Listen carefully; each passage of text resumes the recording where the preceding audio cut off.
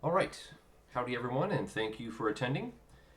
Um, Let me also, apologies, share my screen. We want to share the agenda. Okay. So feel free to view my screen. Otherwise, I will be working off the agenda, so you can find that link in the rules channel a little bit earlier today and follow along yourself. So first thing, starting off, introduction. So if you don't know me, my name is Lance. I am one of the admins that we work under Kyle, who is the F.R.A.G Grand Poobah.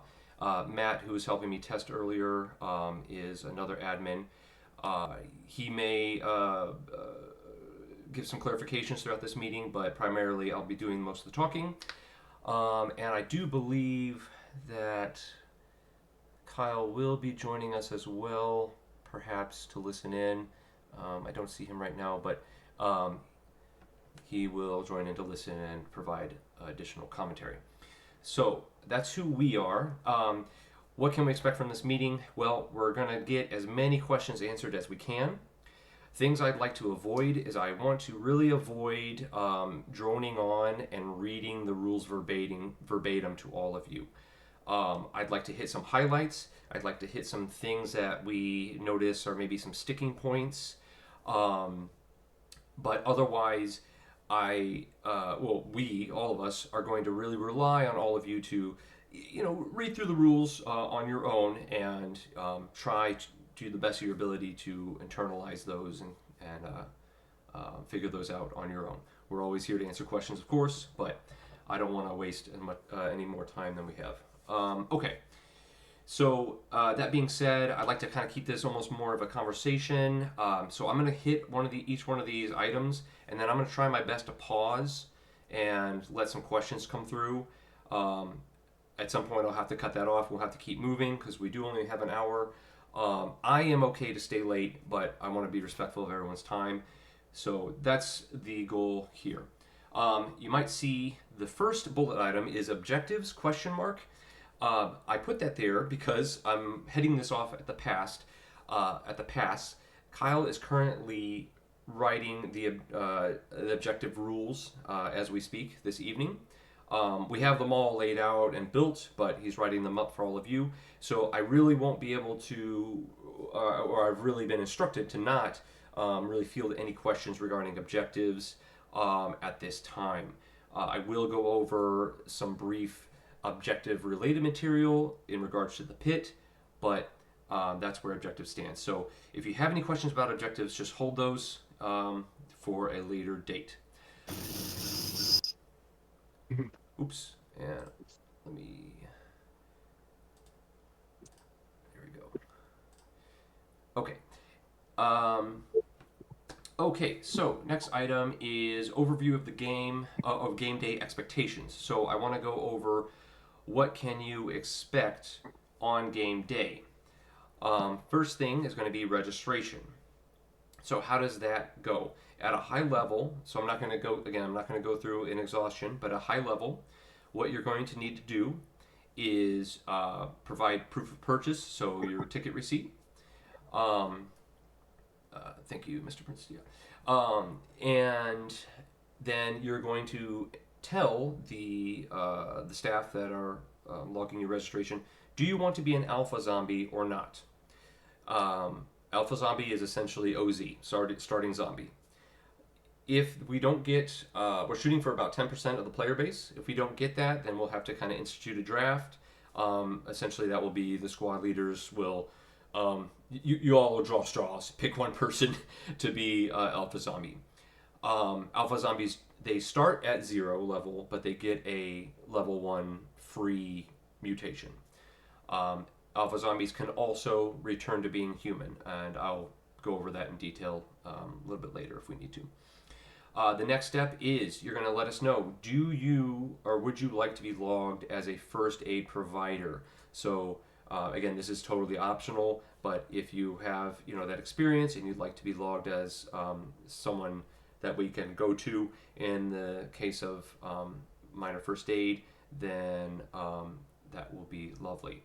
At that point, you'll receive your lanyard and your player ID with a number, and that's going to be your one of your most important pieces of data there, your player number. Feel free to use any nicknames or call signs you want. This year, we're not going to be really concerned about that in the pit as far as logging, as far as registration, other than obviously connecting you with your ticket. What we really are going to be concerned with is your player number and your squad ID number, which I will get to later. At that point, you are free to leave the pit, and in fact, encouraged to leave the pit and go find a squad. I know a lot of you already have. You've been speaking on the Discord or maybe in private DMs about who you want to squad up with. That's great. One note in regards to finding a squad is I want to just encourage good squad sportsmanship. What does that mean? That means be prepared to have some, well, for lack of a better word, randoms to join your squad. So if someone doesn't have a squad, be welcoming, be embracing of people joining your squad. We're here to have fun, and yeah. In addition, if you, and we're going to hit on this later, upgrades and classes are limited. So if you have your heart set on an upgrade, part of being a good squad sportsman is to recognize that you may not get your first pick. If you don't have the XP and someone else buys it before you, that's kind of how the cookie crumbles. But communicate with each other. You can always switch halfway through the game, etc., etc. At that point, once you have your squad and a squad leader, that person will return to the pit to get their squad leader lanyard and roster with the squad number. I'm going to pause here. If you have a question at this time, go ahead and put a in the, let's see, apologies, I'm not a Discord expert. Let's use the Mall Madness rules and safety chat. If you will put a hand raised icon, I'll put an example in there right now. If you have a question, if I can find the hand. There we go. Something like this. So if you put that in there, I'll know you have a question and you can unmute and speak. All right. So if no questions, I will move on. Let me actually, I want to do a quick drawing because I want to talk about the pit layout. Before I start doing this, can everyone see a paint screen? Or do I need to reshare? Devin, could you confirm for me or Matt?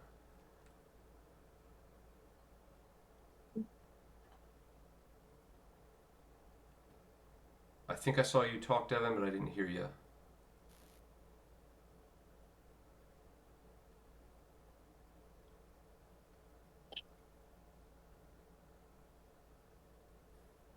Can you hear me? Yes, can hear you now. Okay, sorry. I do not see paint. I just see the Google Doc. Okay. I'll have to...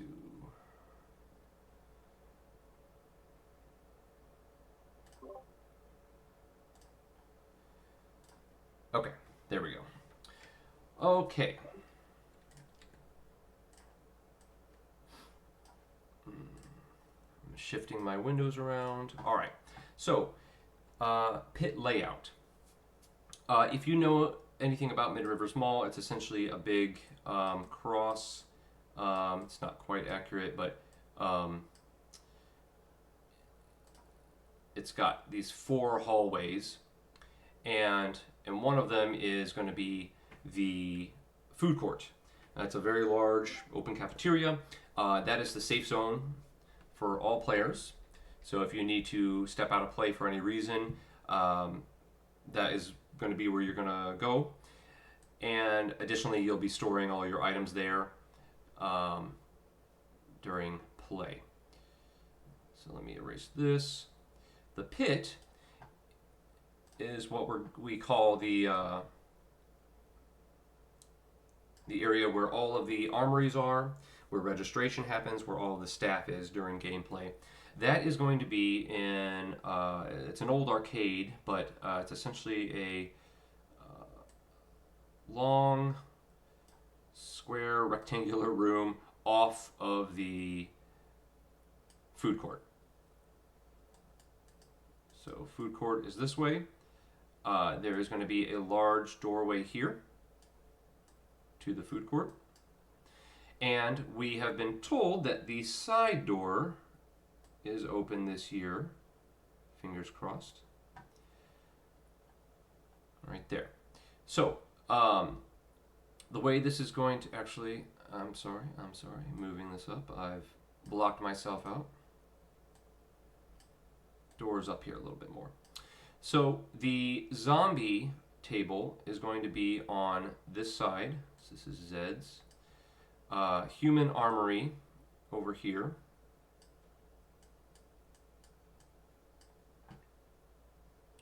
And along this wall are going to be boxes. These are your objective boxes. So when you complete objectives, you put those items in here. Additionally, you're going to, and I'm going to review this a little bit further down the agenda, but briefly, you will also be taking a sheet from that box, and there is a time punch, TP, going to be situated on a table here, and you'll be logging the time on which you complete those objectives. All right, so this is just a rough layout of how it goes. The pit can be entered via either door, from the food court door or the side door, if it's open, fingers crossed. It will be, I would just say, it's going to be easier for zombies to enter through this door than humans because the safe zone ends here. It doesn't extend into this hallway here. But it is an option. So that's the pit layout. So let me re-share my screen.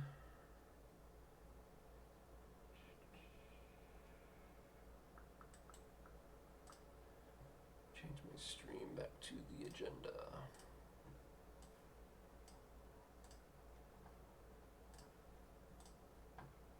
Okay. Other items before the game starts. These are pre-game events that are mandatory. So one is the squad leader meeting. I did see a question in the Discord regarding what time this will occur. So game starts at 10. So perhaps Matt, or if Kyle is on, can chime in at this time to give a more detailed if we have a set time. Otherwise, it will occur prior to game start, with the caveat of game day, is hectic. Time frames can be moved around, but I would say if you plan on being a squad leader, to be at the mall as early as possible so you don't miss that meeting.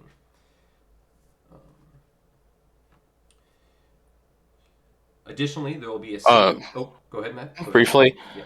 I will make a point to consult with Kyle to get a rough timeline that we'll try to get posted prior to Saturday.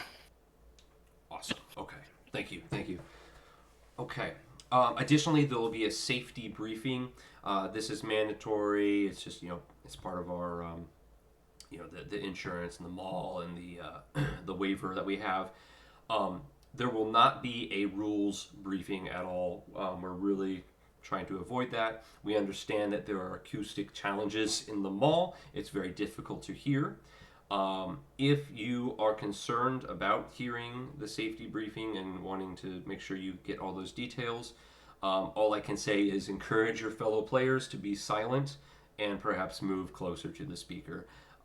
That's really the only solutions we have, just because of the way the mall is built. It's a large open room.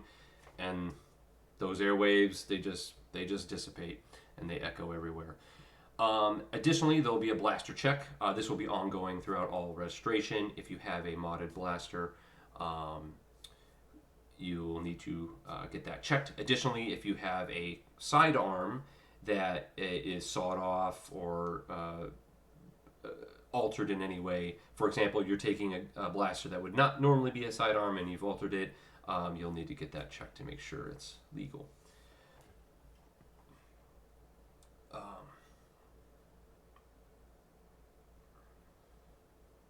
I do believe the rules are pinned already.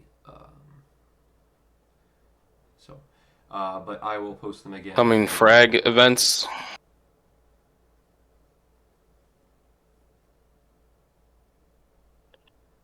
Just hoping for that in the specific thread because that's where I'd searched for it because it said rules. Sorry. I can get it. I'll get it pinned in the rules channel as well because I thought it already was. But in the upcoming F.R.A.G events channel, the 3MH main page that is posted there has all the links. Okay. Thank you. Thank you. I do have a quick question on blaster checks. Yep. Hold on. Okay, so Hold you were on. saying... One moment, please. Before you ask your question, and you may have joined late, if you have a question in the Mall Madness Rules and Safety chat, please put a hand up so that I can call on you. Just that way we're not talking over each other. But you may go ahead and ask your question, but for future reference. Go ahead. Okay, you had said for modded ones, are all of them getting checked or just modded ones, or is there a list of ones that are, if they're stock, they're in the safe zone? My understanding is if it's stock, now Dart Zone, I know they have some hot and heavy guns. So honestly, if you have a question, if you have a doubt, I would just go ahead and go through blaster check. If you have a stock, for example, a Jupiter, a Nerf Okay. model Jupiter, Yeah, I think everyone in our group is leaving the high-powered stuff. then you're good. Because I know we're like leaving our Seagulls and our Yep. stuff we know shoots hot, and I think everyone's got things listed at 130 or lower. Okay. Yep. I run when I play. I run stock hammerheads, stock rival guns. You know, it's a close quarters game. So, yeah, I think you'll be good. Yeah. Okay, before I move on, Crash 117. I see hand up.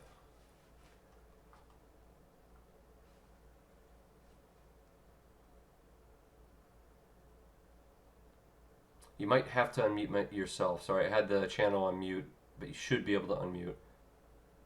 Let me know if you can't.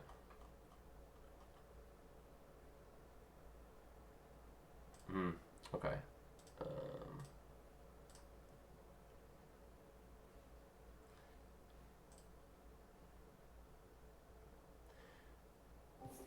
Well, there should be. Yeah, apologies. There's probably a button. I don't know what you have it keybound to. Yeah, that works too.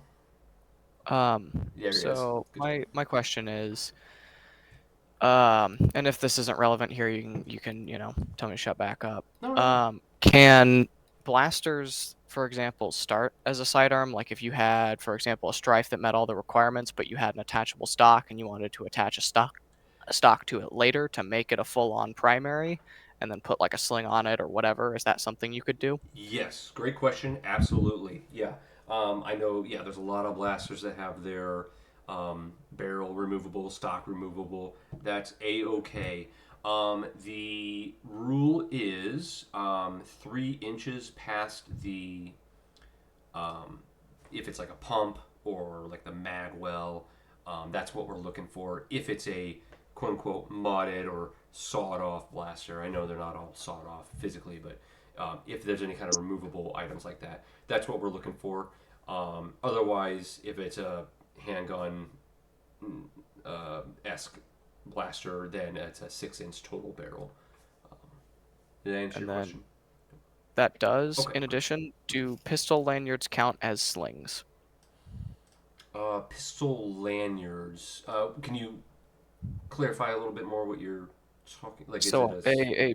a pistol lanyard is generally like a lanyard attached to like a holster or some piece of like a pouch or something that allows the pistol, if it's like dropped or whatever, to not fall onto the floor and instead still be attached to your body, kind of how a sling does. Okay. So I figured I'd ask if it counted as one.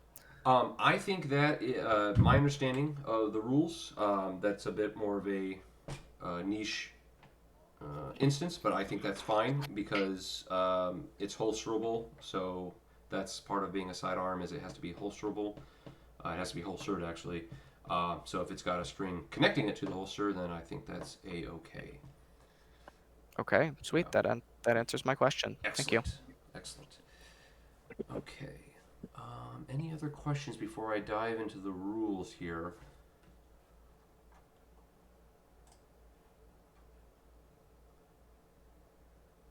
Okay. Let me go ahead and do that. We're at about getting close to 30 minutes. So, all right. So, oh. All right, Cass, you caught me just in time. Go ahead. And you may have to leave and come back if you can't unmute yourself.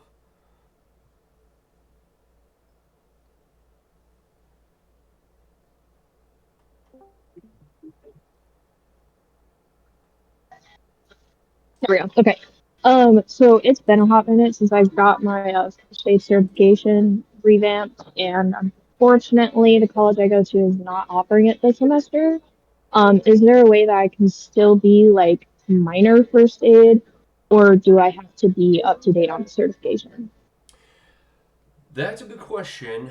Um, Matt, you are more familiar with our waiver and those items. Do we have a requirement for being up to date on certifications, or is it we're just looking for base knowledge? I think it'd be a scale based on the severity of what happens. If it's something really basic, I think just training, whether it's current certification or not, is fine. If it's something a bit more serious, we probably definitely want someone with a current certification. Last time we did it on a volunteer basis, so people stepped forward. I think we had one or two like trained EMTs who offered, otherwise uh, seconded to what Matt said. Okay, great. Thank you both. Cass, did that answer your question? Yeah, yep. Okay. Okay. Thank you. Yeah. So it sounds like you're good to, if you would like to volunteer to be a registered as first aid provider. I think that's fine. Uh, yeah. Okay. All right. So let me. I Oh, go ahead. I do want to back up slightly to the sling question. We do have it stated in the rules that sidearms must be holstered above the elbow and above the knee. Uh, so as long as your sling, when it's hanging, doesn't break that uh, parameter, it should be fine. Good call out. Yeah. So yeah, I think. Yeah, I mean, you're not. We don't really want to be seeing blasters flopping around. It should be holstered. If you want a string for security, then yeah. But as long as it's not flopping down, yeah. Okay, cool. All right. So, um, rules. So let me go over the basic gameplay loop. If you strip everything down, take out all the doodads, this is a game of tag. So we want to talk about tagging. Let me shift some screens around real quick. Okay, so there are two different kinds of players, zombies, humans. Zombies, when they are tagged, now tagging, briefly, quick aside, can be a melee tag, range tag, um, yeah, those two types of tags. And so everything is going to fall into those two categories. So tagged is the higher order there. So if you are tagged as a zombie, you are called stunned. You are in a condition called stunned. What do you do? You're going to drop an XP token that is a poker chip. That is going to go onto the ground. Please don't throw or skip it. Simply just kind of bend down and drop it. And at that point, you are also going to retrieve a piece of ammo. This is simulating, if this was a real world zombie apocalypse, spent ammunition. So you're going to collect that ammunition piece, a single one. It can be a rifle round, a dart, a flag, an armor flag, med kit. At that point, sorry, I misspoke about the med kit, but everything else is legit. At that point, you go back to the spawn point. They are on either end, all the ends of the mall, the wings, and you will respawn. So here's where I want to hit on a quick amendment. In the rules, it says, let me pull that up actually, so I can get that verbatim. You can spawn anywhere on the field if and only if they are out of line of sight of any human player when they do so. Humans may reposition to deny blind spots. A clarification to that is it's going to go both ways. So if a human sees you and you see a human, you cannot respawn. What is the reason for this change? In years past, we had an instance or two where a zombie strolled past a human in a stunned state. The human did not turn around and walk backwards and stare at them, and the zombie respawned immediately behind them and tagged them. That is not the intent for respawns. The intent is that you basically go where there are no humans and respawn. You are allowed to duck out of sight behind a box. That is fair because at that point you are denying yourself line of sight as well as the humans. If they are not aware enough to see you duck behind a box, then that's the dangers of being human. So essentially, when you're a zombie, you want to check to see if you can see any humans as well before you can respawn. Let me talk about human woundings and getting turned, and then I'll pause for questions again. Humans, if you are tagged, you enter a state called wounded. That's taking a knee. You can still speak and communicate, call for help, but you can't fire or manipulate any game objective or really do anything in gameplay in this state. You may reload your weapon, however. In a wounded state, you will stay there until one of, I believe it's 4 things happen. Either you're healed by a medic, which is a human class. You are healed by a med kit, either one you have yourself or one that someone is giving to you. You are healed via your armor, so if you have armor, and we'll get to that later, or if a zombie turns you into a zombie. At that point, you're obviously no longer wounded, you are dead. So how does that happen? A human in a wounded state is turned when a zombie tags them. Melee tag specifically. Always a melee tag. The restrictions are that the wounding zombie cannot also be the turning zombie. So to boil this all down, at the end of a human getting turned to a zombie, there are 3 players involved. The human, the zombie that wounded them, and the zombie that turned them. It's very important that all 3 of you return to the pit at this time to complete this transaction of logging the human as dead, the zombies getting their upgrades, and time-stamping everything. If a zombie does not return at that time to the pit and collect their mutation upgrade, then they forfeit that. There's no coming back 10 minutes later. Oh, hey, I tagged a guy 10 minutes ago. Can I get a mutation? We can't verify that. So if you want that upgrade, that level increase, you'll have to come back to the pit. That being said, a zombie can wound multiple humans. So there could be a situation where one zombie wounds, let's say, 4 humans, but then 4 separate other zombies turn them. In which case, that first zombie, the wounding, will need to return with all of them to log all of that data. All right, let me pause for questions. I do see one in the chat here. Is there a limit to how close that theoretical box respawn can be? I believe that's referring to a zombie crouching behind a box to respawn. No, not really. But if you can crouch behind a box and still see the human standing above you, then that's still too close. Yeah, so it's probably going to have to be, 8 to 10 feet away, something like that, maybe 5.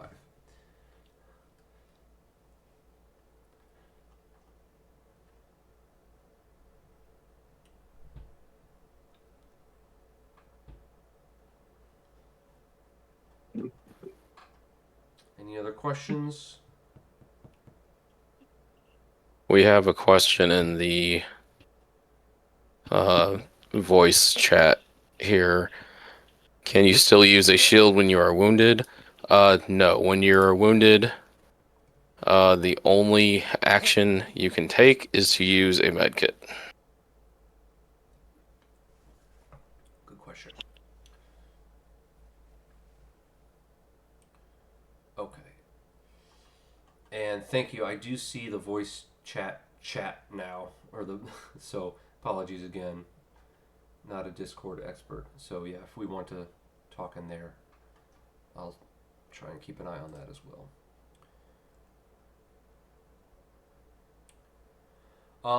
Okay, before we move on, question regarding sidearm mags.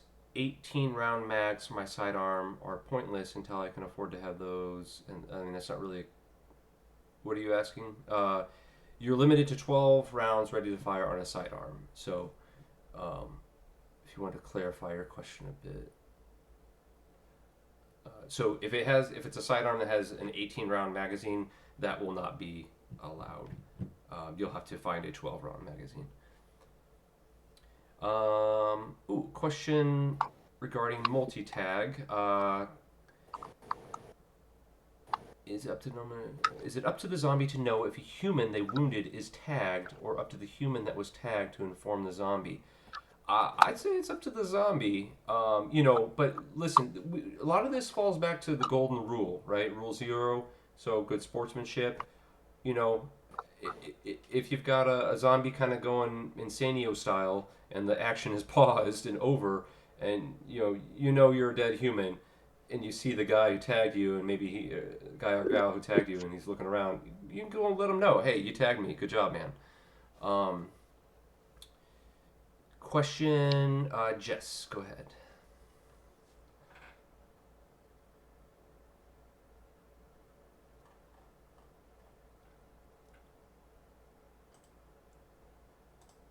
Hello. Hello. Yeah, we're just trying to know. We assume the answer is no, but can wounded humans use shields to defend themselves? Yes. Oh, yep. And looks like Matt beat me to it. Yep. Cannot use shields to defend themselves. Okay, thank you. Yeah, no problem. Um, So to expound a little more on what I said, when you're wounded, the only things you can do is reload without moving. You cannot move at all. You can't defend yourself. That includes shooting, swinging, or blocking. You can use a med kit if you have one. You can call for help. If you're holding an objective and another human wants to take it from you, you have to give it to them. Good call out. I did forget to mention that. Yeah, you can hold on to the objective, correct? But yeah, you can't keep it from anyone.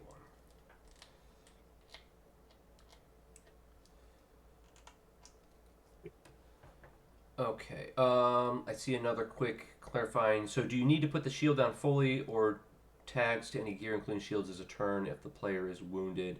A turning tag should be a hand on a shoulder or a melee device on a shoulder or another part of your body. Yeah. I'm not sure if.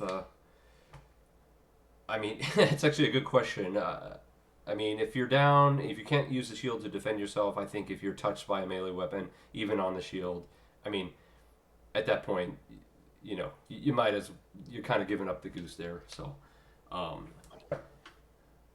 yeah. But if Matt or Kyle wants to counteract that, It that would be my call. so not necessarily, because some of the shields are large enough to extend the zombie's range of where they can tag. So the shield itself you cannot tag to make the turn. However, you can't position the shield in such a way that it blocks them from being able to make a tagging turn. Okay. So if it happens that they try to tag your shoulder and your shield is right there and they hit the shield, that's still a turn because they should have hit your shoulder because you can't defend with the shield. Okay. So thank you for that clarification. So what it sounds like to me is when you are wounded, regarding shield specifically, when you are wounded, you need to take that knee and you need to position your shield where you're taking that knee, and then there it stays. You can't move it from there, essentially. But there it exists, so it could protect you, maybe, maybe not. Okay.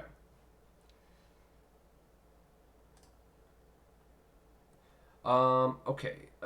I'm going to take one more question, then I got to move on here just because time is advancing. Mr. Prince, as a wounded human, are you required to drop mission items or can you hold them? Okay, I did think we covered that. So just to reiterate, you don't have to drop the mission items, but if another human squad wants to come up and take that, you cannot prevent them from doing so.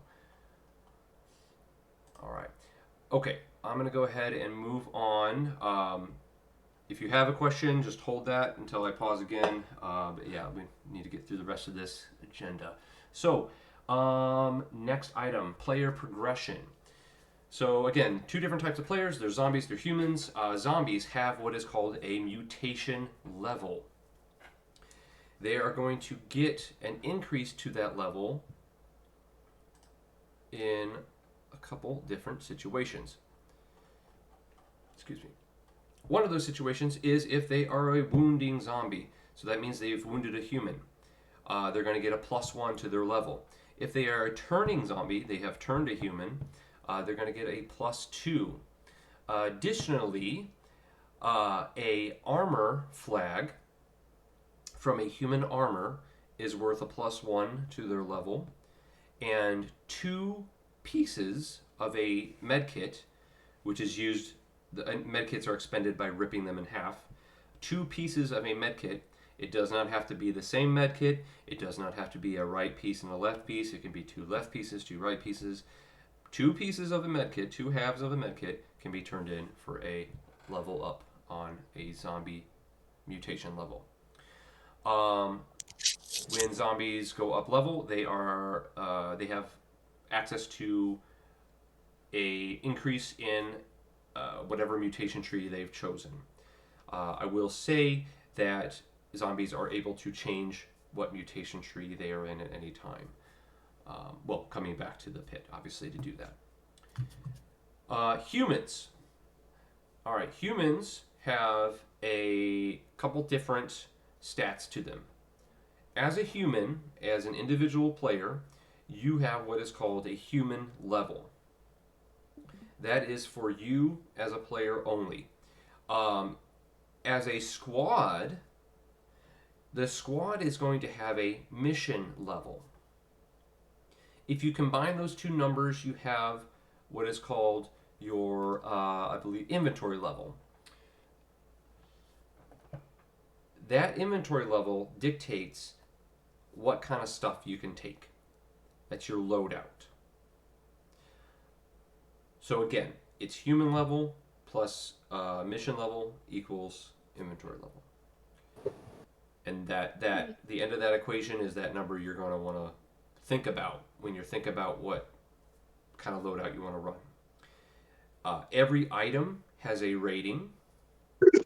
I will briefly run through ratings in a little bit here, but I don't want to list them in exhaustion because that's going to be too much time, I think. Again, those are in the rules, but just know that an item has a rating, and it's going to occupy its rating value against your inventory level. Here's an example. I'm a level 2 human. My squad has level 4 worth of missions done. That is a total of 6. So I can take 6 value worth of rating worth of items. An example would be an armor. An armor could be rating level 6, but it could also be, rating level 2. If I take rating level 2, then, that lets me take some other things. So that's what you're thinking about as a human. You're comparing your inventory level against the rating of all of the items. And from there, you're going to want to determine what that rating is. And I said, again, we'll go over that, but I want to get through some other stuff first.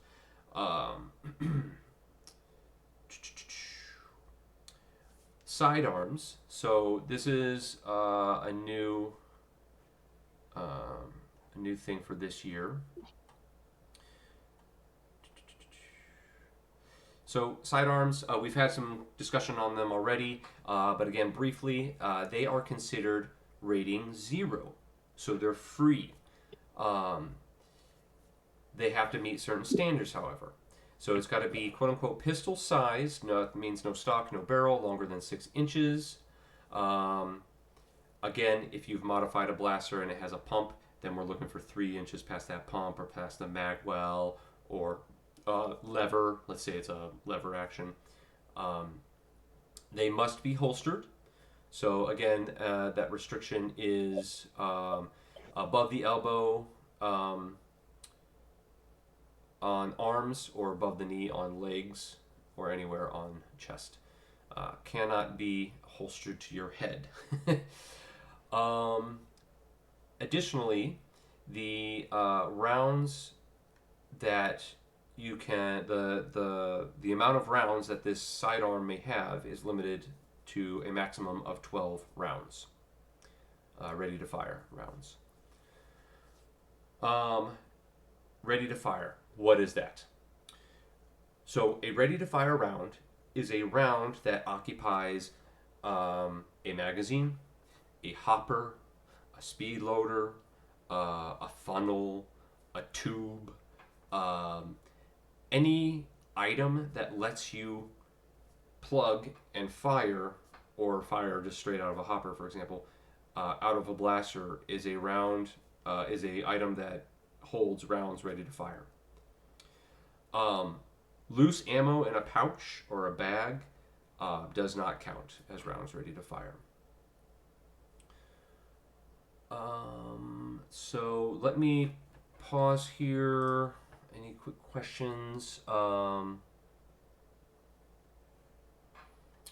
me look.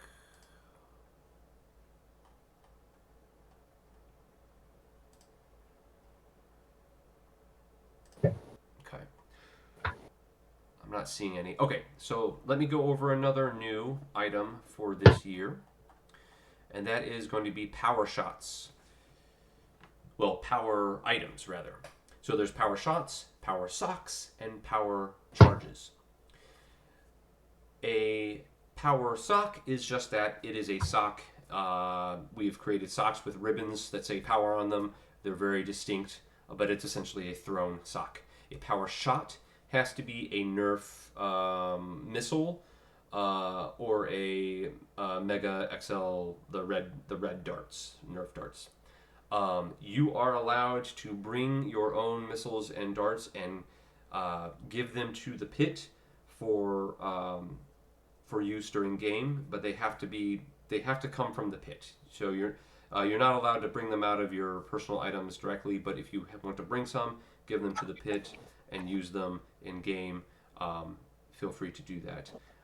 One thing of note is, like with all ammunition, we try and get it back to you. You know, we do a dart sweep, but you know, I would not bother putting your initials on this ammo. You know, you're going to get back what you get back. It's just kind of the nature of this hobby.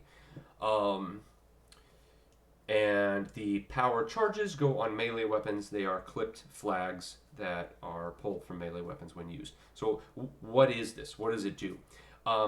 Whenever you use a power object, you have to yell power tag, or power strike rather, and you can either then fire the power shot, throw the sock, or strike with the melee weapon with the flag clipped on.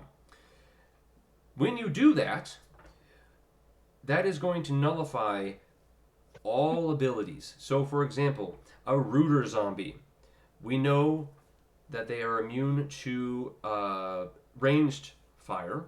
If you shoot them with a power shot, the rooter zombie is stunned, and all zombies in the root, the pit, are also stunned. This is also going to negate zombie armor. If a zombie has armor flags and they get hit with a power charge, they're going to have to go respawn immediately. Another thing of note, bursters. Bursters cannot burst if they're hit with a power shot. It's also going to stun the flesh beast. So if you are latched onto the flesh beast and get hit with a power charge, power tag, then you are stunned. And if the driver of the flesh beast is hit with a power tag, they and all attached zombies are stunned. Any questions regarding power tags? This also applies to human armor as well, so it's going to go through and wound humans because this is technically a competitive game, and so humans can wound each other.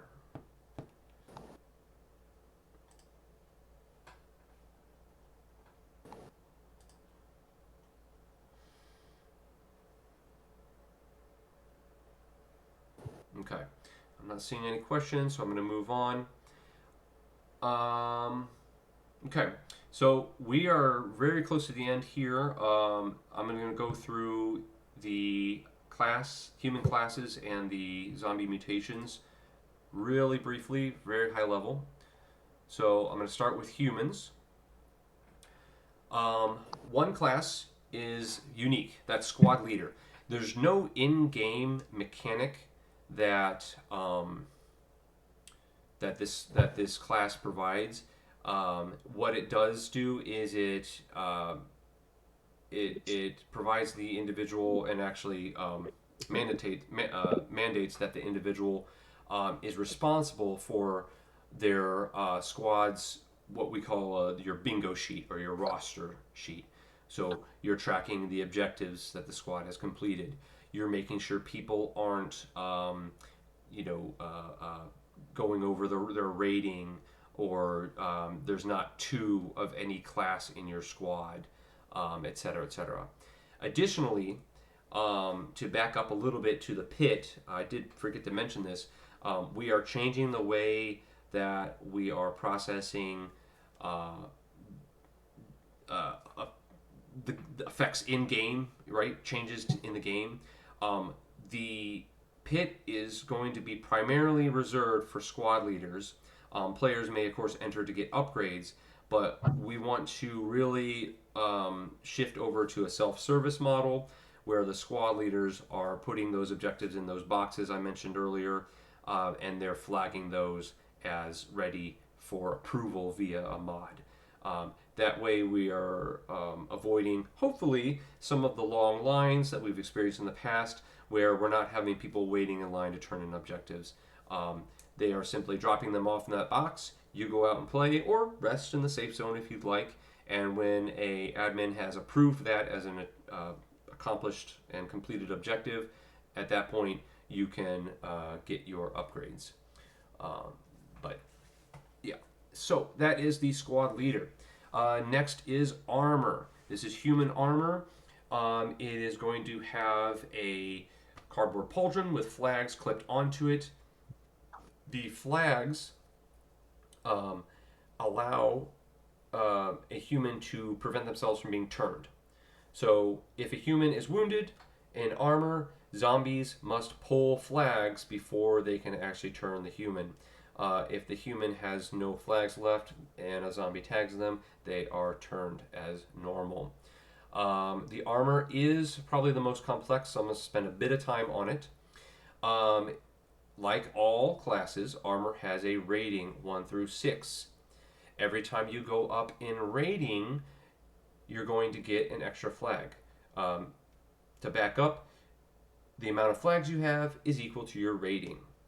So, for example, if I have a rating 2 armor and I am upgrading to a rating 3, I'm getting an extra flag, giving me 3 flags on that armor.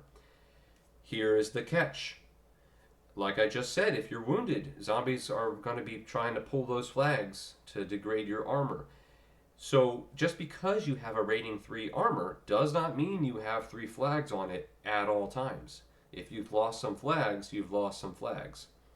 If you would like more flags, it's 10 XP, and you can purchase those from the human armory. You can never have more flags than your rating.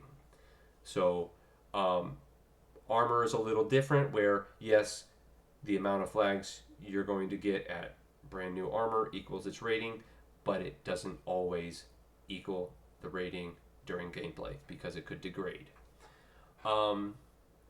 I'm going to let all of you read about the level 6 capstone abilities on your own. And I'm not going to, I think, describe those in detail. I think you can all do that.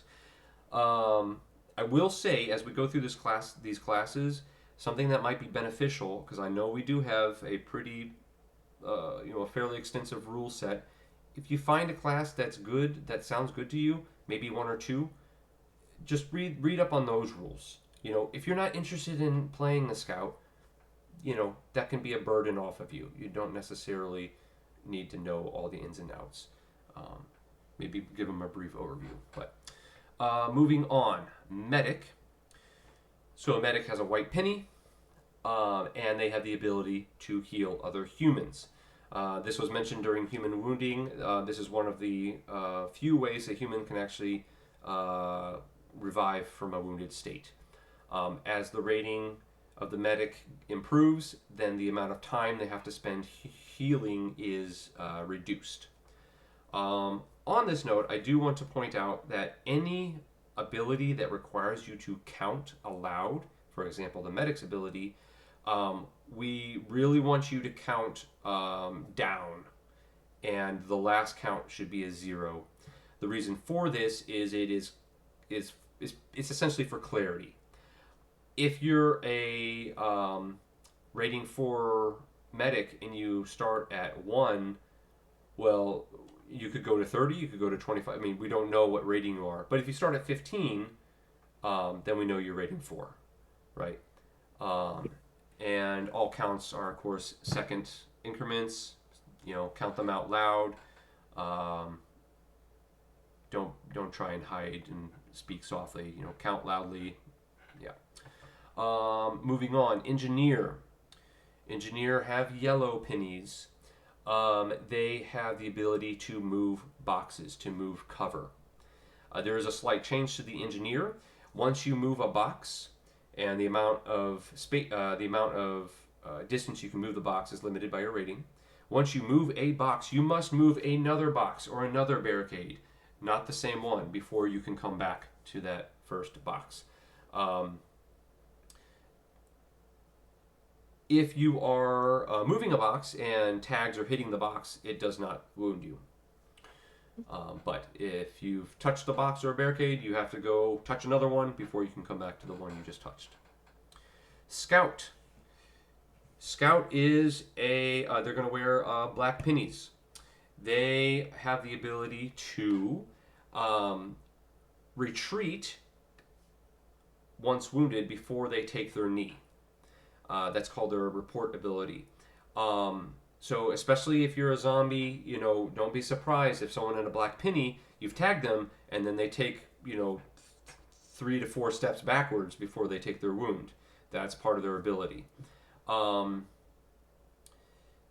The scout, I think there are some changes. So I will actually go over the capstone ability for scout because I know there was some contention last year. So per the rules, if you read them, it says to activate stealth, you must have your hands crossed at the wrist above your head. As soon as either hand drops below the crown of the head, on crosses at the wrist, or grabs any item, the stealth ends. What does stealth do? Stealth prevents you from being wounded to all melee tags. This is the change I remember now. It does not provide invulnerability to range tags. So a scout's worst nightmare is a burster. Or another human. But yes, you are invulnerable to all melee tags while in stealth. Moving on, we've got some. Actually, I've gone through a few. I'm going to pause for a moment looking for questions. I'm trying not to drone on too long.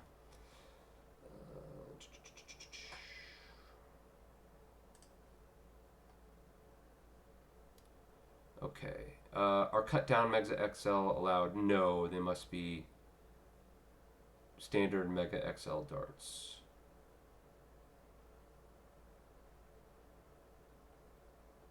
Gonna try and hand tag a zombie, make it out alive as a challenge.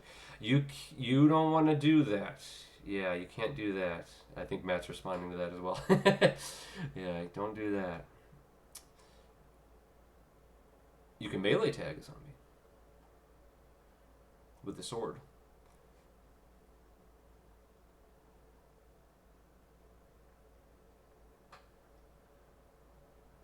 Okay. I'm gonna keep moving on. I'm not seeing anything super pressing as far as questions go. Okay. Moving on. Gunner. So these two are new. These are new for this year. Gunner is a class that lets you double your rating for rounds ready to fire. So what does that mean? I'm going to give an example. If you are a gunner and you are rating 2, which means you spent 2 of your inventory loadout to be a gunner at rating level 2, what that actually means is you have 4 inventory slots that you can use for rounds ready to fire just by being that gunner. That also includes power ammo, because power ammo does occupy an inventory slot. My apologies, I did forget to mention that. So a gunner is going to be someone that's going to be able to carry a lot more rounds ready to fire a lot more quickly. It essentially doubles your capacity in that regards. Because these are new, I will go over the capstone for this as well. The capstone for a gunner is called Bulwark.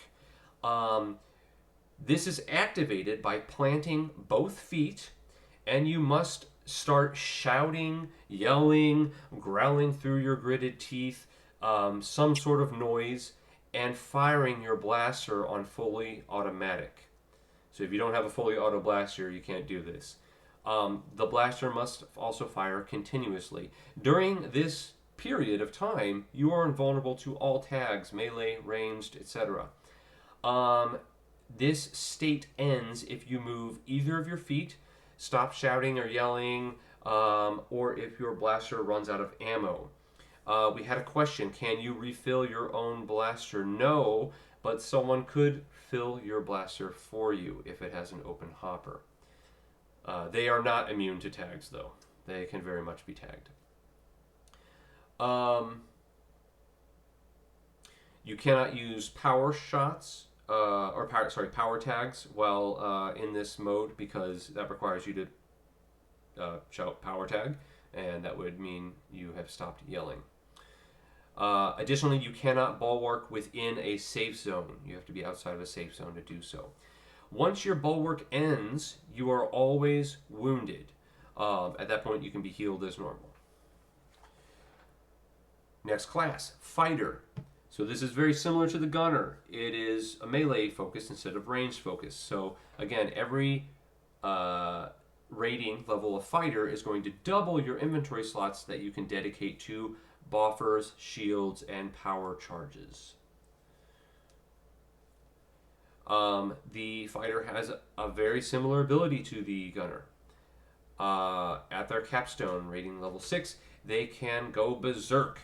Again, invulnerable to all tags as long as you are counting down from 30, so you have a 30-second to 0, and you are swinging your melee buffers around continuously, and your feet are planted.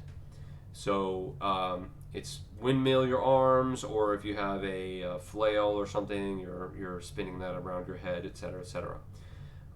If you're dual wielding 2 swords, you don't need to swing both at the same time. You can swing one and then alternate and swing the other. And again, you cannot use power charges during this state because you have to yell power tag when you do so. Once this berserk state ends, you are wounded just like the Gunner and may be healed as normal. Okay, I'm going to run through the zombie mutations because we're actually past time. I'm going to go very, very fast and then do a final open for question and answer. So, zombie mutations. Tentacles. They make you tag at a longer distance. Claws. They let you duel with swords and extend your range a little bit. Lasher. They extend your area effect when you do your melee tags. They cannot duel with swords. If you take a dart or a sword to a lasher, you are stunned. Shields. They shield you. Rooter. It is a hoop when planted, and your foot is when the hoop is down on the floor still, and your foot is planted in the hoop. You are immune to all range tags, not melee tags. As your hoop gets bigger, more people can join you in your hoop with a single foot and gain that same benefit. Armor. Armor lets you, as a zombie, enter a wounded state, which is unique. No other zombie can do this. When you are wounded, you pull your own flag off of your armor. You pocket that flag. Do not drop your flag. Once again, as a zombie, you love your flags. You will never, ever, ever, ever leave your flags anywhere but in your pocket or hanging off of your armor. Once you pull that flag, you're back up and in action. Yes, you can delay pulling that flag. What may be killed is not always dead. If you've played any of the Dead Space games, you will know what this is like. So, moving on. Bursters. A burster zombie has a tube on a stick. That tube can be filled with ammo, darts, rifle rounds, socks. A burster at any moment can burst by flinging this ammo out of the tubes via a extension of their arms at any human. Any human struck by this ammo is wounded. When a zombie burster bursts, they are also immediately stunned and must go back to the respawn. If a burster is tagged and stunned, they have the option to burst before going to respawn. So they can burst on their own, or always when they are stunned, they are burst. Again, power shots negate this. Spawner. A spawner zombie is a mobile spawn point. You are going to have a staff with flags. In each of these little flag envelopes will reside an XP token. A zombie, when stunned, can come to you with no XP because they were stunned, ammo in hand that they've picked up, hand you the ammo, take one of your XP off of your flag staff, and go rejoin play. Once you are out of XP, you must go respawn as normal and refill your flag. If you are stunned by a power tag as a spawner, you actually drop all of your XP. So a level 6 spawner is a juicy, delicious target for a power shot. Spawners may also respawn themselves off their own flag. Wrecker. The Wrecker zombie is the engineer in zombie form. You can move boxes and barricades. You also have that restriction of once you've moved a box, you must move another box before you can come back to that box. Alpha zombies, we've spoken about those already. Those are starting zombies. You'll start with a rating 1 zombie mutation. When you reach zombie level 2, you have the option to return as a human. Doing so puts you at human level 0, but you get the the mission level of your squad. So you're going to rejoin your squad, and if they've done some missions, then you're going to have those levels available to you. If you ever become a zombie again, you'll start back at your zombie level 2. New item for zombies this year: hybrid zombies. This is for our go-getters, our very hungry zombies. Once you've reached zombie level 7, what do? We only have mutations up to level 6. Well, at that point, you're going to occupy 3 of your levels to become a hybrid.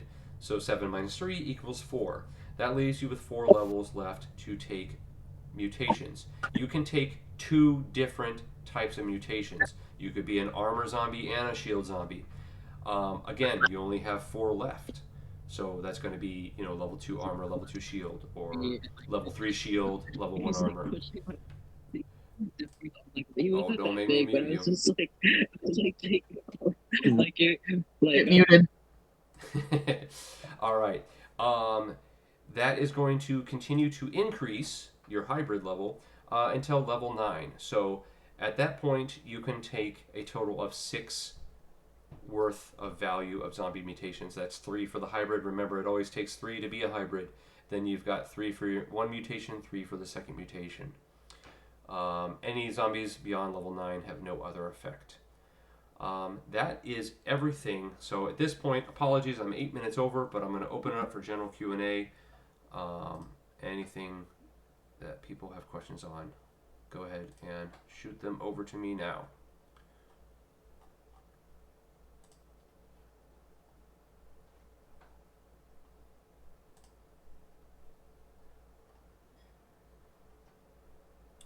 And some old guy, I'm going to unmute you if you're trying to talk. Man. There you go. All right.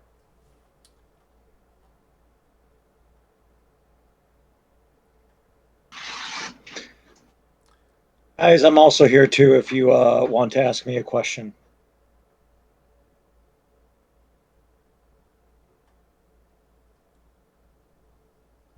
All right, I put my hand up. Am I good to ask a question? Yeah. Apologies if I missed that. Yep, I see it. Go ahead. Let's start Okay. with who's speaking? Is this Crash or is this? This is Crash. Yeah, Yes. go ahead, Crash. Yeah, Cassie, you'll be next. Hey, So Sad, I'd I'm going like to to get make offline, sure okay? I understand the Sad, armor I'm going to zombie get offline, for me. okay? So let me when know you are an armor when zombie, I'll be on you later. get hit. You Hang go on, I down. can't hear you. Just Crash talk. I muted him. Okay. So you go down on a knee, right? And then right as you go down on your knee, you can grab your flag, pull it, and then instantly reach out for a swing and a step, correct? Wrong. And Correct. I'm sorry. You are correct that you do get a step and a swing, but you cannot just do it from your knee. Remember, you have to stand back up to be in play. okay, so you have to stand back up fully, and then you Yes. get your step and swing. Yes, and you're always But you, guaranteed 1 step, 1 swing. do Any you swing that need you make while taking that step. So do you need to pocket the penny before you can step back up, or can you just hold it in your hand and then step back up? I mean, either or, but we prefer that you pocket it first, so that way you do not lose them. Okay. And then in addition, when you are wounded, you are functionally unkillable, right?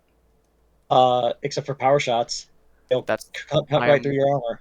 I am aware of that one exception. So Yeah. in the event humans have no power socks, a stunned armor zombie could sit in the middle of a choke point or right outside of spawn in a knee form, unable to be tagged by anything but power shots, and if a human were to walk up near them, they could pull their penny, stand back up, reach out, swipe, and instantly tag them. correct? Correct, That is but how it that works. requires you to pull the flag and stand back up before you can do that. So you cannot swipe from kneeling.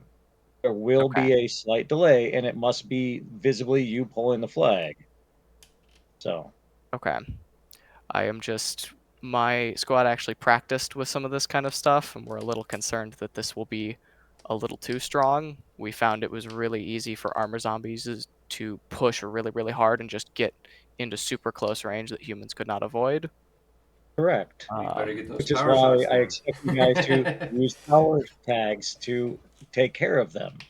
Or Yeah. don't turn your back on a armored zombie that's on a knee. Yeah. I mean, that's Additionally, this is something that's a common item of or forgetfulness. I think for humans is there is the engineer class. There is Yes. no such thing as a permanent choke point.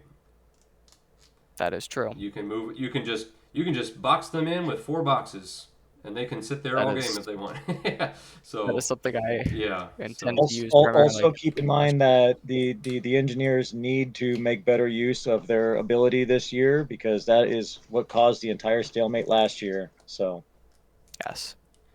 all right. I just wanted to get clarification on this because I felt like I was a little concerned about it maybe being too strong. I do appreciate the clarification of they need to stand fully up before they get their step and their swipe. gone is the armor just being able to stop and stand in place and then count their way back to 10 because that was one of the things in the previous games where armor zombies were not taking their knees. They were just standing in place and then counting and then stepping again. So they must take the knee to be wounded and they must pull the flag and stand back up to be in play again. And then the other thing I'm going to say, to me, 10 XP seems like a lot for a power shot, but I could be wrong. Maybe 10 XP is not as much as I think it was. I mostly played a zombie last year. Well, I mean, there's a lot of zombies. And Yeah. XP will go faster than you realize. Yeah, and with all of this, it's always continual improvement, right? No rule set is perfect. I mean, even the NFL changes their rules. So, yeah. Oh, yeah. I mean, if it's an issue, yeah, I mean, we'll definitely address it. We feel it's a good number, yeah, because there's a lot of action that happens. And, it doesn't have to be XP from the zombie you killed. If you see XP on the ground, go ahead and grab that. Yeah. I just was concerned Let's about it. I'm not mad about the rules. I'm not here to cause a stink. I just wanted to bring my concerns up. Oh, few no. more questions we need to get to. Yep. So, Cass, you are next on deck. Go ahead. Yeah, so I have a hypermobility and I am planning on running with some kind of way to hold my knee braces in case anything happens, which is possible.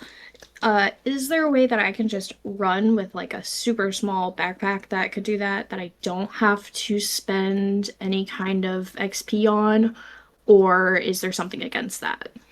If you are carrying medical supplies in a backpack for immediate response, I am not going to make you pay for inventory space to occupy that. But that is the only exception. The medical supplies are non-game items. So Yep. It would also be like inhalers for some of my squad mates and stuff like that. So yeah, no, definitely just that is perfectly understandable and feasible. I okay. am not going to penalize any kind of medical issues. So Awesome. Thank you. I just wanted to make sure. So yeah, the whole cost of inventory space for backpacks and duffel bags is literally for game playing capabilities with regards to extra blasters, magazines, offers, and things of that nature. So okay. Okay. Thank All you. right. No problem. Mr. Prince, you are next. Hello.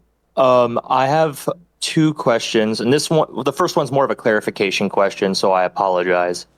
If I have a holstered strife with a 12-round magazine, that would qualify as a sidearm, correct?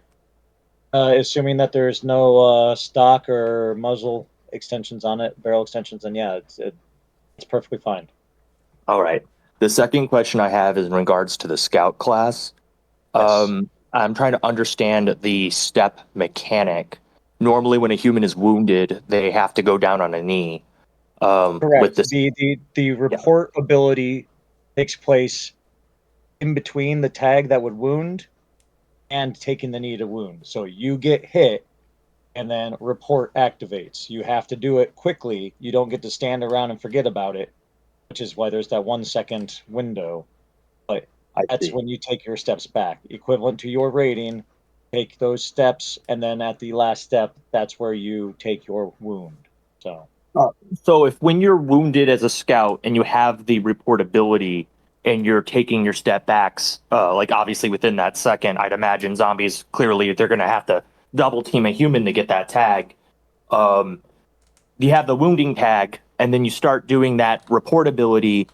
If a zombie tags you while you're doing that reportability, is that still is it's kind of like this weird purgatory state of whether you're wounded or not, or how does that work? it is a weird purgatory state because you have not entered the wounded position. You are technically not wounded while you are reporting. Is a Okay. This concludes, then wounding happens.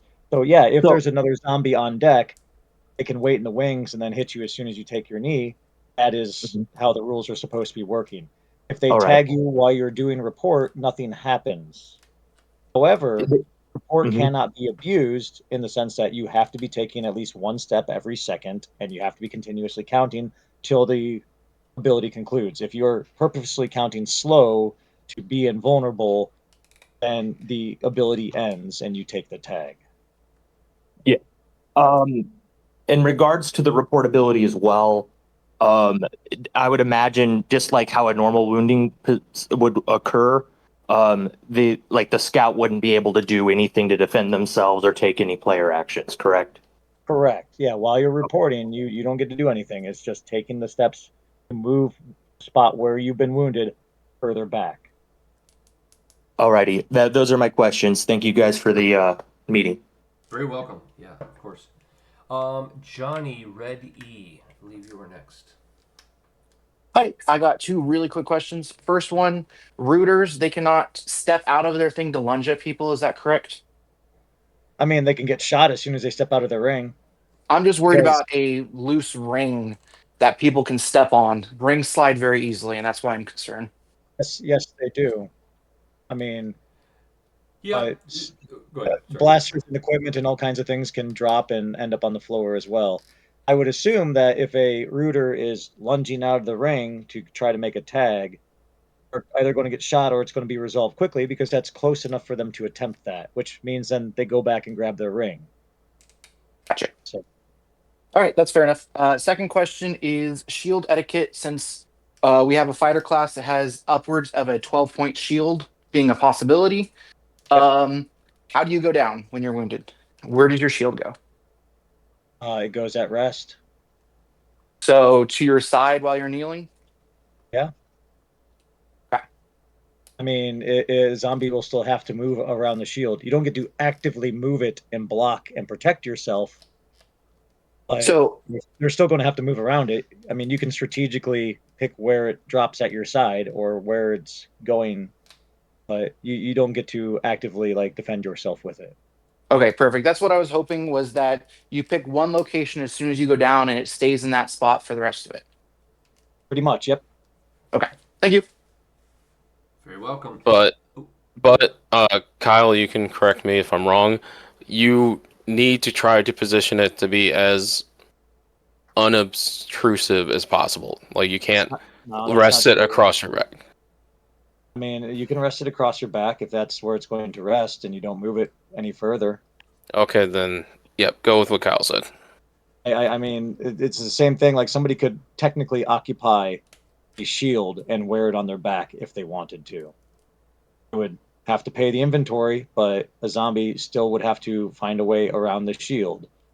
Even if the human is not actively using the shield in their hands, wearing a shield on the back as like a turtle is something that is possible.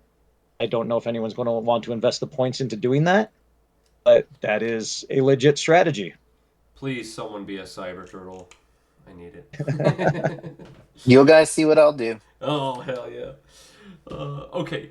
Next is Laval 2400. Sean.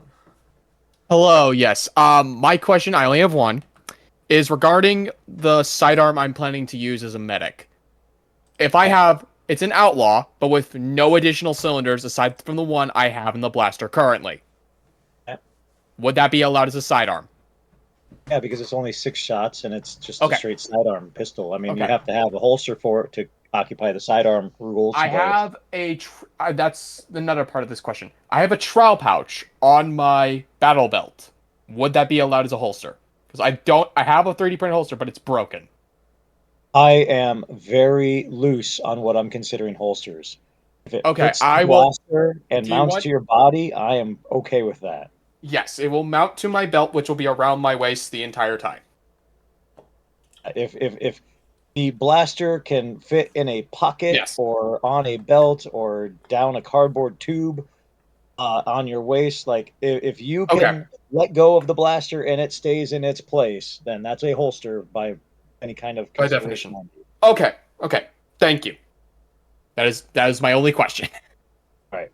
Cool. No problem. All right. Any other questions? Checking the chats. Yeah. Don't mean to interrupt anybody real quick. No, So I'm talking about one of these 4 spawn points down a corridor, right? So Yep. let's say I go down this corridor with my team and we completely clear out, let's say, the west part of the mall. We're at the very end there. Can zombies spawn off of that point if we are clearly within line of sight of them and things like that? Yes, and the reason why is because a spawn point does not need to follow normal line of sight rules as far as respawning wherever. If a zombie chooses to spawn at a spawn point, they can just spawn up at that point. Okay, But gotcha. you can also farm them at that point because they'll get shot repeatedly. So that does make sense, yeah. your positioning will pretty much determine if they choose to keep spawning there or not. Follow-up question would be, is it possible to block off that spawn point with boxes? Is that plausible or no? So the answer is a tentative yes, and the reason is why. It's tricky. By the rules as they're written, yes, you can circle up a spawn point with boxes Mm-hmm. and make it difficult for zombies to traverse out of that spawn point. The only problem is that stunned We're talking zombies about the rules technically this aren't weekend in off Rebel play, Change. and because stunned zombies aren't in play, they can just move around the boxes and start at that point. The Okay. hard part then becomes they would have to move the boxes once they're active, or do one of the use it as a respawn point and then go spawn in out of line of sight elsewhere. Like zombies can still move around the boxes when they're stunned, is all I'm saying. It's Gotcha. the boxes are only going to hinder active zombies. So I see. So I could literally screw myself over by like saying, "Oh yeah, I'm gonna go spawn in this spawn point," but I don't have any way to getting out, so that sucks. I right, see what you're saying. and Okay. again, like zombies can climb over and jump over boxes, assuming they don't knock anything over and they don't hurt themselves. But Gotcha. and, yeah, so boxes in of themselves don't stop people; they just make it very difficult for people to traverse. Gotcha. Okay. Thank you. No problem. Okay. Yeah. Let's see. Um, Again, I'm good to stay on. I think Kyle's probably good. Matt might be good if we need to. Otherwise, I want to thank everyone for attending.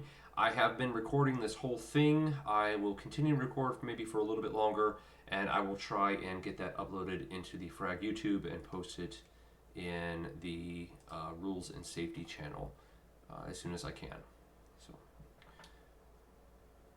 So yeah, feel free to stay on if you think you're going to have some more questions. Otherwise, feel free to drop, or you can hang out, whatever you want to do. Thank you so much for this briefing. No problem. Thanks for coming. Yep. Thank you. Quick last minute question. Mm-hmm. Yes. Our group is bringing a photographer that does not want to play. Are they going to be able to walk around while play is going on, like just off to the side? Yes, under two conditions. One is that they must send us a full set of all the pictures they take. Okay. And two is they need to come talk to us beforehand. We do have press badges, so that way they can walk around and be on the field. They're not allowed to do so unless they check in with us and take a press badge. So. Okay, got it. Appreciate it.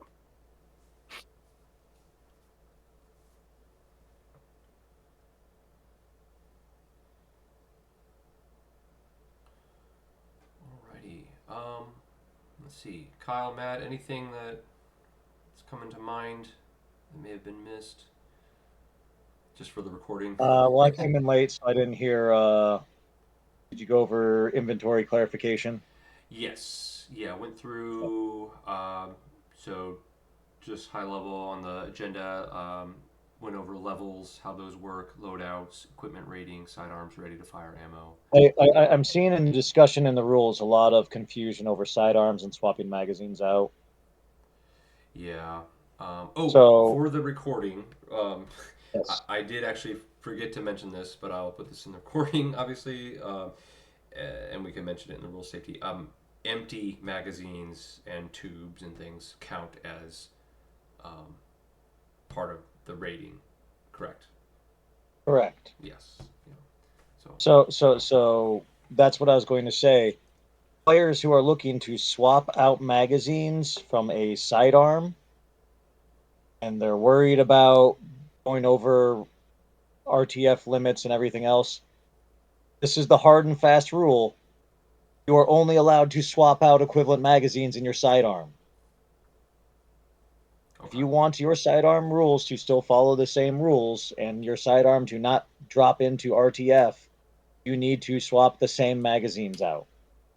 If you want to use bigger magazines, then the magazine that has come out of your sidearm will now count to RTF. Gotcha. Yeah.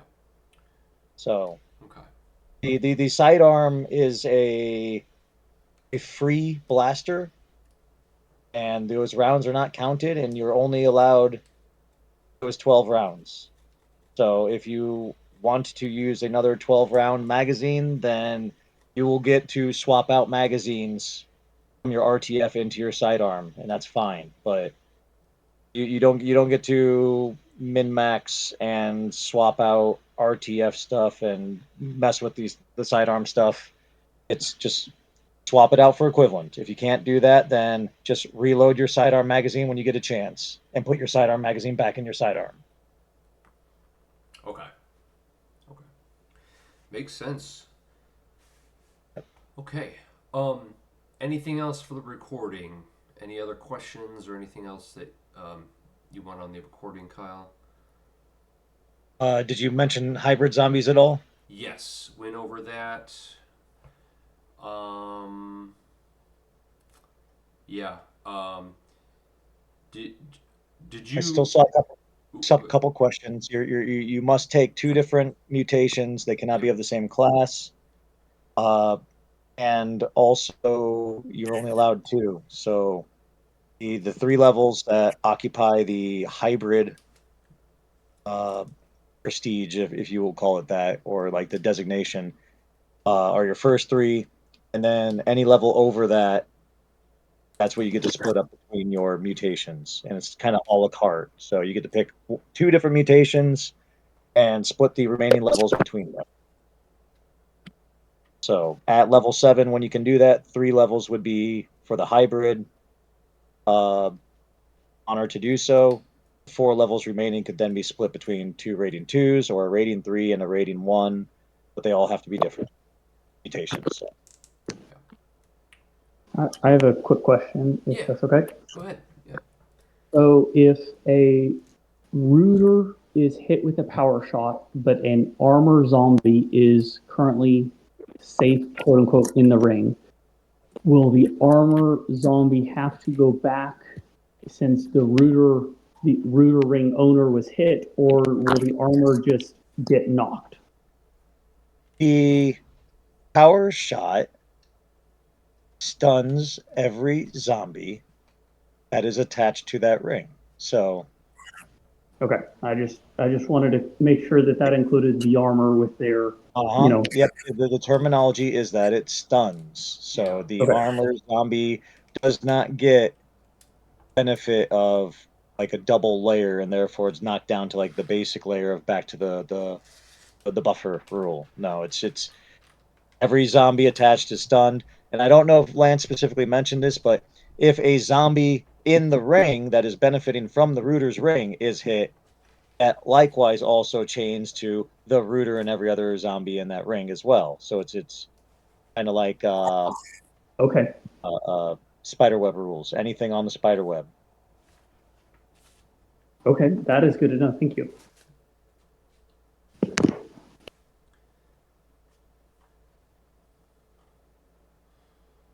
All right. Let's see.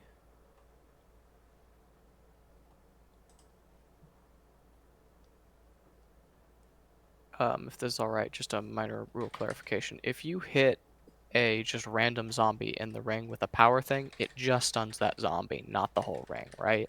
You have to actually hit the Rooter zombie.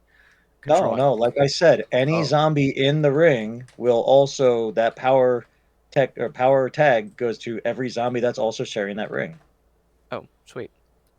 So including the Rooter. I could have just misinterpreted the rules, but from my read through, I did not get that understanding. So that's news, which I'm happy for, but just wanted to give that feedback that, and again, I could have misunderstood or misinterpreted the rules, but I Well, I interpreted mean, it. it did say the Rooter and every zombie in the ring. So Okay. Yeah, no, that's fair. And that was, I think that was my miss as well. So I did cover that the Rooter hit with power tag, everyone stunned. I did not. I believe that this was, something that I wasn't really picking up either. Is I did not cover that anyone in the ring stunned equals everything. So I mean, essentially the rule is if you're in a ring and you get hit, then everyone's stunned with the power tag. Is that correct, Kyle? correct. Okay, yeah. Okay, so that was my miss. I didn't mention that, but yeah, it's a good clarification. Yeah, we know the Rooters were very strong last year, so we're trying to give you guys as humans a chance, but you got to pay for it, So the goal is Again, that's why the 10 XP per shot or per use exists, is because the power tag is a game breaking kind of clear the path mechanic. It is necessary in the close quarters of the mall because there's not a lot of outmaneuvering people can do. Uh, However, it's not something that players, especially like humans who are higher level, should just be able to do willy nilly. They need to save up for it. They need to budget for it. They need to plan when to do it.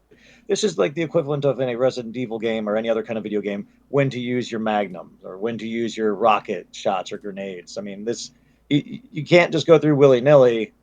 I mean, in some games you can, but like this is not one of those run and gun, just blow everything up kind of games, power trips. Like this is survival horror. You have to choose to ration your ammo and your special ammo that is effective. Yeah. We're crossing our fingers for a human win this year, though. I think this might be the year they can do it. Maybe we'll Maybe. see. Yeah, we'll see.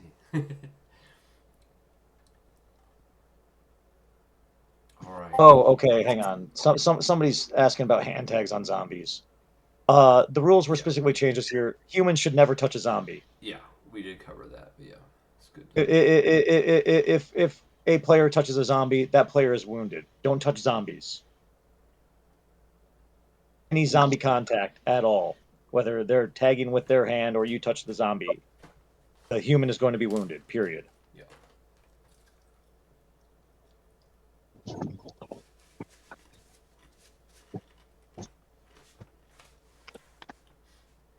All right. This is going to be third last chance. Anything else before I stop the recording?